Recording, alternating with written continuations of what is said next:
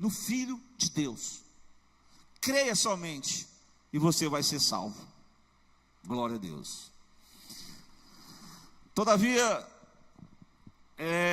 escrevendo uma carta mais prática, né? Porque a fé, ela age no interior, no coração do homem, do justo, da mulher de Deus, que aceita o plano de Deus, que se arrepende, que se entrega, que confessa o nome de Jesus e acredita na palavra.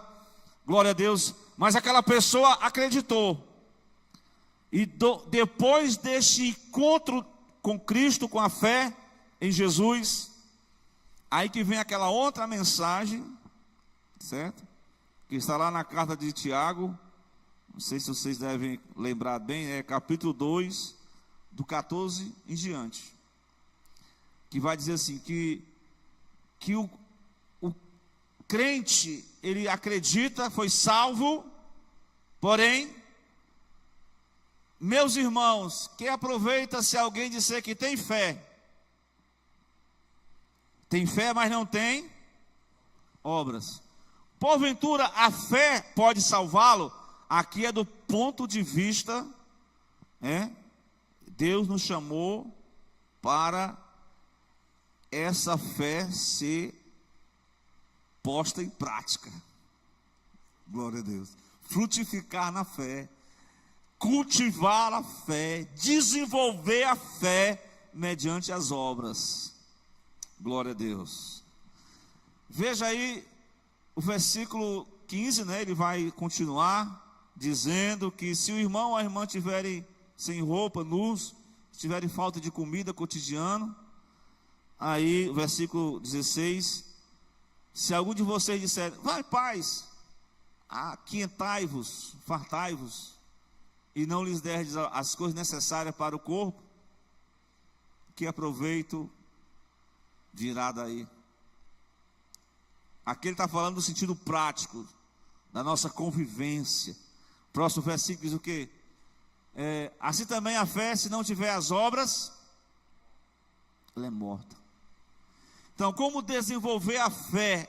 Uma fé em Cristo, saudavelmente, salutar, ela é desenvolvida com as obras. Glória a Deus. Porque a fé sem as obras, ela é considerada o quê? Morta.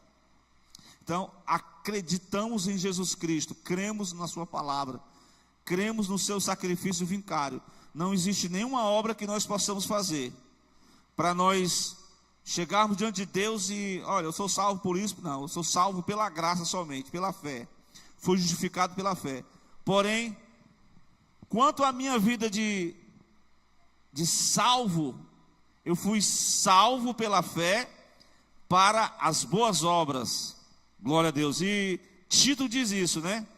Que na vinda de Jesus, ele vem buscar um povo. De que forma esse povo vai ficar? Será duas características: zeloso, que tem fervor, que tem zelo, que tem cuidado. Não é um povo negligente, não. Não é aquela pessoa negligente, não. Deus não vem buscar uma igreja morta. Deus não vem buscar uma igreja preguiçosa, né? Deus vem buscar um povo zeloso. E o que mais? De boas obras. Você sabe onde é que está escrita essa mensagem, né? Lá em Tito, capítulo 2. Não lembro qual foi o versículo, mas vocês vão ver depois. Mas enquanto isso, abra em Tito, capítulo 1, o versículo 13. Não sei se é esse mesmo. Glória a Deus. Não, o versículo 16. Tito 1, 16. Porque exatamente aquelas pessoas que dizem que têm fé, todavia não desenvolvem essa fé com a questão do cultivo das boas obras. Aí ele vai dizer dessa forma: confessam que conhecem a Deus, que creem em Deus, né? Todavia negam com as suas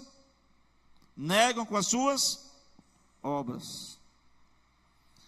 E eu, olhando para aquela carta de Paulo a Timóteo, eu lendo essa carta, Paulo vai tratar sobre a questão das viúvas, né?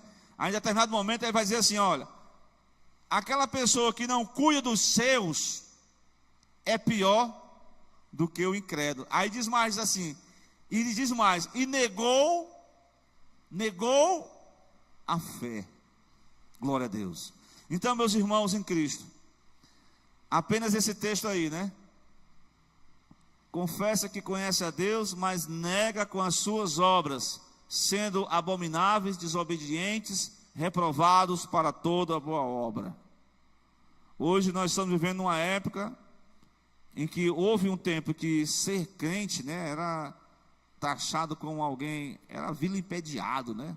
Era feito, não tem piadas, mas hoje tem muita gente que quer ser crente, mas não quer deixar as más obras, os maus costumes, a velha vida.